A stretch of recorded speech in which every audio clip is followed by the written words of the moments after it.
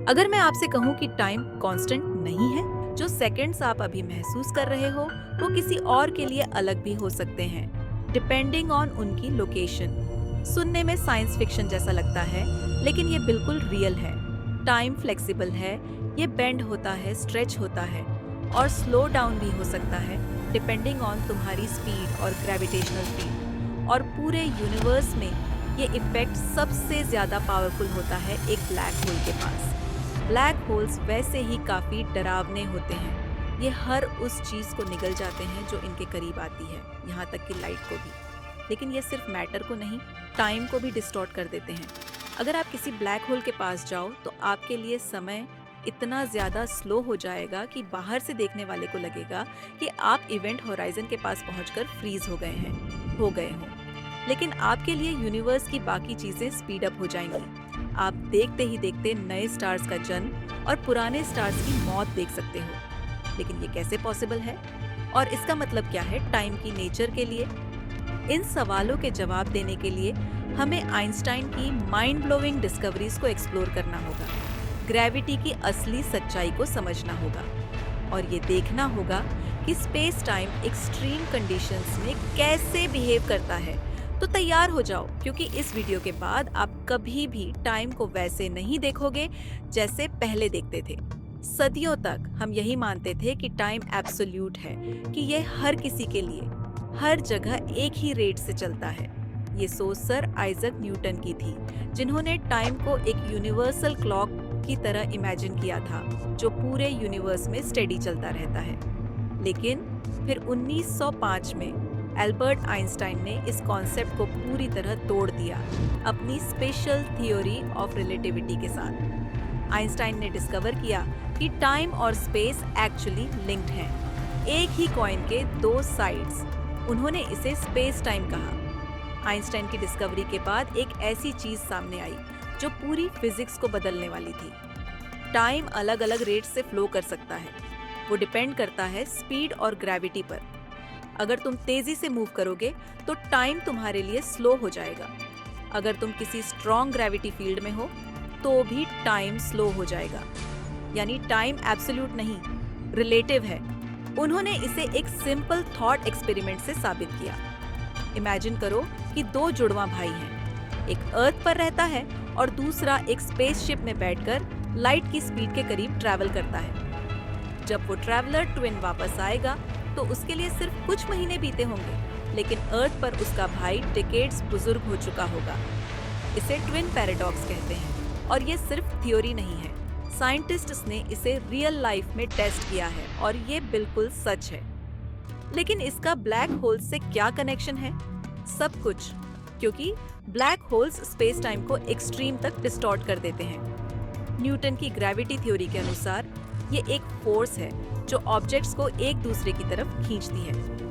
Newton की equations सही थी। इन्हीं की मदद से हम प्लैनेट्स के ऑर्बिट्स, एप्पल के गिरने और स्पेस ट्रैवल को समझ सके। लेकिन आइंस्टाइन ने साबित किया कि ग्रेविटी असल में एक फोर्स नहीं, बल्कि स्पेस टाइम का बेंड होना है। मैसिव ऑब्जेक्ट्स जैसे कि सन और अर्थ स्पेस टाइम के फैब्रिक को डिस्टॉर्ट कर देते हैं, जिससे एक कर्वेचर बनता है। जब कोई ऑब्जेक्ट इस कर्व में ट्रैवल करता है तो उसे ऑर्बिट कहते हैं। जितना भारी ऑब्जेक्ट होगा उतनी ज्यादा उसकी ग्रेविटी होगी और उतना ही ज्यादा स्पेस टाइम बेंड होगा। लेकिन ब्लैक होल्स इस कर्वेचर को एक्सट्रीम लेवल तक ले जाते हैं। इनकी ग्रेविटी इतनी स्ट्रांग होती है कि ये स्पेस टाइम में एक डीप पिट बना देते हैं। जो भी इसके अंदर गिरता है वो कभी भी वापस नहीं आ सकता। ऐसा इसलिए क्योंकि स्पेस का फैब्रिक खुद इस पिट में गिर रहा होता है और इस पॉइंट पर लाइट की स्पीड भी कम पड़ जाती है।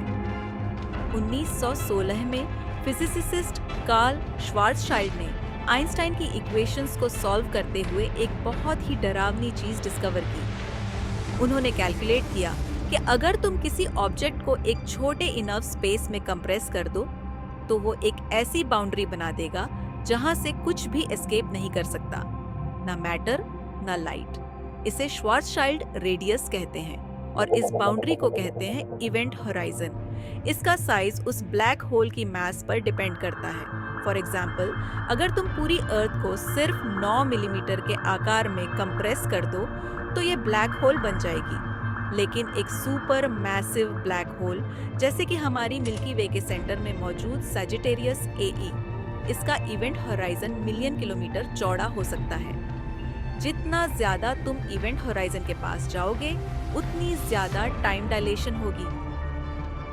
इमेजिन करो कि तुम एक एस्ट्रोनॉट को ब्लैक होल की तरफ गिरते देख रहे हो।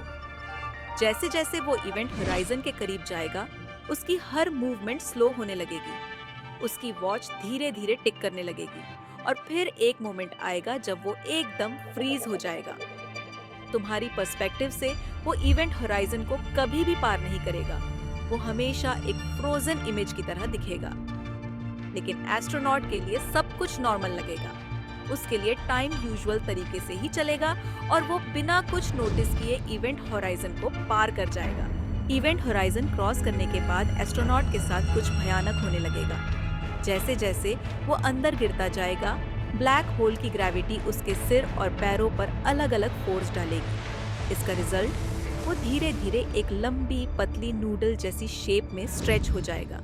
इसे कहते हैं स्पगेटिफिकेशन। और आखिर में वो सिंगुलैरिटी में समा जाएगा, जहां फिजिक्स के सारे नोन लॉज खत्म हो जाते हैं। बट टाइम डायलेशन को साइंटिस्ट्स ने कैसे प्रूव किया? यह सिर्फ थियोरी नहीं है। साइंटिस्ट्स ने एटॉमिक क्लॉक्स के साथ रियल लाइफ एक्सपेरिमेंट्स किए हैं। जब उन्होंने एक क्लॉक को ग्राउंड लेवल पर और दूसरी को माउंटेन टॉप पर रखा, तो पाया कि माउंटेन पर वाली क्लॉक तेजी से चल रही थी। ऐसा इसलिए क्योंकि वहां ग्रेविटी कम थी। नासा ने तो स्टार्स की लाइट को भी ऑब्जर्व किया है, जो ब्लैक होल्स के पास से गुजरते हुए स्लो और स्ट्रेच्ड हो जाती है। ये प्रूफ है कि टाइम वाकई ब्लैक होल्स के पास स्लो हो जाता है। क्या हम ब्लैक होल्स का यूज टाइम ट्रेवल के लिए कर सकते हैं? कुछ फिजिसिस्ट्स बिलीव करते हैं कि अगर कोई ब्लैक होल तेजी से रोटेट कर रहा हो, तो वो स्पेस टाइम में एक वर्म होल क्रिएट कर सकता है। मतलब ये एक टनल हो सकता है जो तुम्हें यूनिवर्स के किसी और हिस्से या किसी और समय में ले जाए। इंटरस्टेलर मूवी में दिखाया गया था कि कूपर जब ब्लैक होल में गिरता है तो वो एक टेसरैक्ट में पहुंच जाता है, जहां टाइम नॉन लाइनियर हो जाता है और वो अपने पास्ट से इंटरैक्ट कर सकता है। थियोरेटिकली, अगर तुम किसी ब्लैक होल के आसपास हाई स्पीड पर ऑर्बिट कर सको, तो तुम्हारे लिए टाइम स्लो हो जाएगा, लेकिन बाकी यूनिवर्स नॉर्मल स्पीड पर चलता रहेगा। जब तुम वापस लौटोगे, तो हो सकता है कि हजारों साल बीत चुके हों, लेकिन तुम्हारे लिए बस कुछ घंटे बीते हों। ब्लैक होल्स सिर्फ कॉस्मिक वैक्यूम क्लीनर्स नहीं हैं, ये यूनिवर्स की सबसे मिस्टीरियस जगहें हैं जो टाइम की असली नेचर को चैलेंज करती हैं। अब सोचो, अगर किसी रीजन से कोई रोग ब्लैक होल हमारी सोलर सिस्टम की तरफ आ रहा हो, तो हम उसे डिटेक्ट कर सकते हैं? हम बच सकते हैं? अगर जानना चाहते हो तो हमारी नेक्स्ट वीडियो जरूर देखो, जहां हम एक्सप्लोर करेंगे कि क्या होगा अगर एक ब्लैक होल हमारी तरफ बढ़ रहा हो।